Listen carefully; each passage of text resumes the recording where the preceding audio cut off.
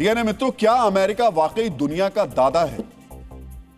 क्या यह दुनिया अमेरिका की मर्जी से चलेगी?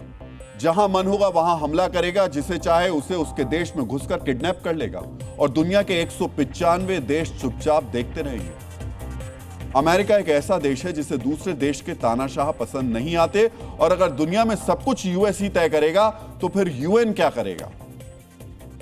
क्यों नहीं यूएन में ताला लगा दिया जाए, उसे बंद कर दिया जाता है। डीएनए मित्रों, आज हम तानाशाहों को मिटाने वाले अमेरिकी मॉडल का डीएनए टेस्ट करेंगे। वेनेजुएला में अमेरिका की कार्रवाई एक बार फिर साम्राज्यवाद की याद दिलाती है। इसी तरह कई देशों में अमेरिका ने अपना विस्तार किया है। डीएनए मित्रों, अमेरिका के विद्वान नोम चोम्स्की अमेरिकी साम्राज्यवाद को छिपा हुआ या नरम साम्राज्यवाद कहते हैं, जो लोकतंत्र फैलाने, आतंकवाद से लड़ने या मानवाधिकार जैसे बहानों से छिपा रहता है, लेकिन असल में वैश्विक वर्चस्व, संसाधनों पर कब्जा और आर्थिक नियंत्रण के लिए ही है। ये वेनेजुएला में आज जो हुआ वो अमेरिकी साम्राज्यवाद का ऐसा ही रूप है। पिछले 12 साल से निकोलस मादुरो वेनेजुएला की सत्ता पर काबिज थे। वो वहां के लोकतांत्रिक रूप से चुने हुए राष्ट्रपति थे। ये अलग बात है कि उन पर तानाशाह होने के आरोप लगते थे, लेकिन तानाशाही के आरोप तो ट्रंप पर भी लगते हैं। दुनिया के कई देशों में तानाशाह देश चला रहे हैं, जिनसे ट्रंप के अच्छे रिश्ते भी हैं। इसलिए यह कोई वजह नहीं हो सकती कि तानाशाही का आरोप लगाकर किसी देश के राष्ट्रपति का तख्ता पलट कर दिया जाए। यह नहीं हो सकता कि अमेरिका दुनिया के दूसरे देशों से अंतर्राष्ट्रीय नियमों का सम्मान करने की अपील करे, लेकिन खुद इन नियमों की धज्जियां उड़ाए। ऐसा करके अमेरिका दुनिया के सामने बार बार अपनी दादागिरी का प्रदर्शन करता रहा है। ऐसा करके वो संयुक्त राष्ट्र जैसे संस्थानों को बेकार साबित करने की कोशिश करता रहा है। अमेरिका के आगे संयुक्त राष्ट्र की बेबसी को डिकोड करने से पहले आपको अतीत में अमेरिका की ऐसी दादागिरी के उदाहरणों के बारे में भी पता होना चाहिए। डीएनए मित्रों, 2003 में अमेरिका ने सद्दाम हुसैन को हटाने के लिए इराक पर हमला कर दिया। अमेरिका ने सद्दाम हुसैन पर जनसंहार के हथियार रखने का आरोप लगाया, जो बाद में झूठा साबित हुआ। अमेरिकी हमले में इराक के लाखों लोगों की मौत हुई। इराक अभी तक अमेरिका के इस हमले से उबर नहीं पाया है। इसी तरह 2011 में मुअम्मर गद्दाफी को हटाने के लिए अमेरिका के नेतृत्व में नाटो ने हमला किया। गद्दाफी को तो हटा दिया गया, लेकिन इसके बाद लीबिया अराजकता में डूब गया। वहां गृह युद्ध शुरू हो गया। आईएसआईएस ने कई शहरों पर कब्जा कर लिया।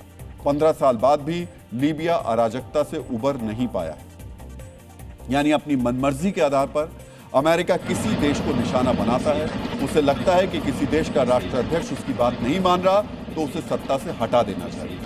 वेनेजुएला में भी यही हुआ। अमेरिका लंबे समय से मादुरो का विरोध कर रहा था। अब उसने मादुरो को सत्ता से हटाने में कामयाबी हासिल कर ली है, लेकिन मादुरो के बाद वेनेजुएला का क्या होगा इसकी उसे कोई चिंता नहीं है। हो सकता है कि जो हाल में इराक या लीबिया का हुआ वही हाल वेनेजुएला का भी हो। डीएनए मित्रों, वेनेजुएला पर अमेरिकी हमले के बाद कई देशों ने इसका विरोध किया है। रूस ने वेनेजुएला पर हमले को चिंताजनक बताया। ईरान ने अमेरिकी हमले को यूएन चार्टर का स्पष्ट उल्लंघन बताया। क्यूबा ने इसे आतंकवादी हमला कहा है और कोलंबिया ने अंतर्राष्ट्रीय कानून का सम्मान करने की याद दिलाई।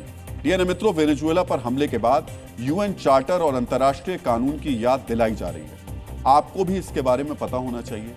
संयुक्त राष्ट्र चार्टर अंतर्राष्ट्रीय शांति और सुरक्षा का आधार है। यह किसी भी देश पर सैन्य हमले या बल प्रयोग को सख्ती से नियंत्रित करता है। अनुच्छेद 2 की धारा 4 बल प्रयोग पर पूर्ण प्रतिबंध लगाती है। इसमें कहा गया है कि सभी सदस्य देश किसी भी राज्य की क्षेत्रीय अखंडता या राजनीतिक स्वतंत्रता के खिलाफ ताकत की धमकी या प्रयोग से बचें। चार्टर में बल प्रयोग केवल 2 परिस्थितियों में वैध है। पहला है अपनी रक्षा के लिए, यानी हमला होने पर किसी देश को अपनी रक्षा करने का अधिकार है, और दूसरा है सुरक्षा परिषद से मंजूरी। अगर संयुक्त राष्ट्र सुरक्षा परिषद अधिकृत करे तो बल प्रयोग वैध है। लेकिन वेनेजुएला के मामले में दोनों में से कोई भी शर्त लागू नहीं होती।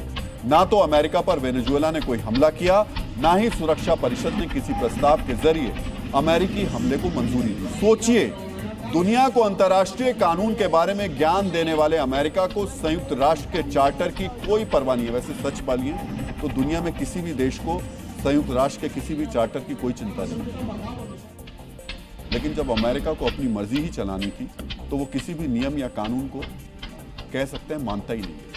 अमेरिकी हमले के बाद वेनेजुएला ने सुरक्षा परिषद की आपात बैठक बुलाने की मांग की है, लेकिन सबको पता है कि अमेरिका के पास वीटो नाम की एक शक्ति है जिससे उसका कुछ नहीं होगा। इस हमले की निंदा भी नहीं की जा सकेगी। डीएनए मित्रों, जिस अंतर्राष्ट्रीय व्यवस्था को लागू करने के नाम पर संयुक्त राष्ट्र की स्थापना की गई थी, वो अब दम तोड़ रहा है।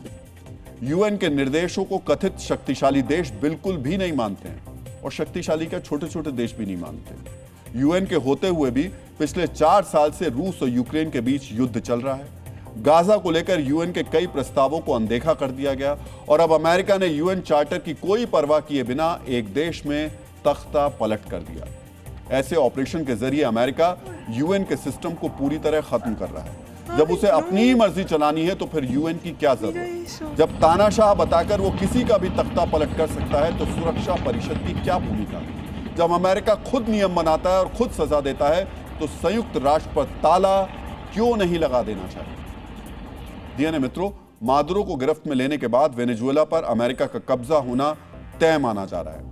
उन्होंने चेतावनी दी है कि मादुरो के साथ वफादारी निभाने वालों का अंजाम भी बुरा होगा। जल्द ही वेनेजुएला में अमेरिकी समर्थित सरकार बनेगी। खुद ट्रंप ने अब से कुछ देर पहले यह बात कही। डीएनए मित्रों, यह सरकार मादुरो की तरह अमेरिका के खिलाफ नहीं बल्कि अमेरिका के इशारों पर काम करेगी। इससे वेनेजुएला में ट्रंप का असली मकसद पूरा हो जाएगा। ट्रंप ने भले ही मादुरो पर नार्को टेररिज्म और तानाशाही का आरोप लगाकर उन्हें सत्ता से बाहर किया, लेकिन कई विश्लेषकों का दावा है कि ट्रंप का असली मकसद वेनेजुएला के तेल और खनिज पर कब्जा है। वेनेजुएला के पास दुनिया में तेल का सबसे बड़ा भंडार है।